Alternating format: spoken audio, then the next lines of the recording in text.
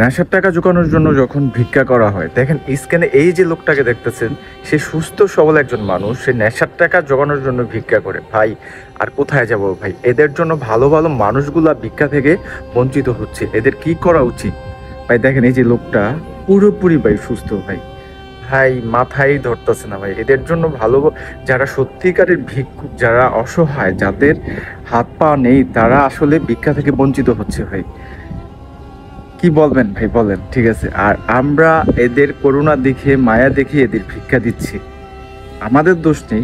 আমরা এদের মায়ায় পড়ে যাচ্ছি, এদের সম্মোহনে পড়ে যাচ্ছি ভাই। এরা সুস্থ সবল মানুষ হয়ে আমাদের কিভাবে ঠকাচ্ছে, আর যারা সত্যিকারের ভিক্ষুক, যারা অসহায়, তাদের কিভাবে ঠকাচ্ছে ভাই। এদের কি করা উচিত ও কি হওয়া উচিত ভাই, আপনারাই ভাই বিবেচনা করেন ভাই। এদের জন্য সত্যিকারের মানুষগুলো বঞ্চিত হচ্ছে ভাই, গালি খাচ্ছে ভাই। ভাই এখনই এদের একটা শিক্ষা দিতে হবে, না হলে ভাই সত্যিকারের মানুষগুলো সত্যি ভাই বঞ্চিত হবে ভাই। এদের জন্য সত্যিকারের মানুষগুলো ভাই ভিক্ষা পাচ্ছে না, আর এরা দেখেন কিভাবে নেশার টাকা জোগানোর জন্য এরকম করতেছে। এদের সত্যি একটা শিক্ষা দেওয়া উচিত ভাই। সবাই ভালো থাকুন, আল্লাহ হাফেজ।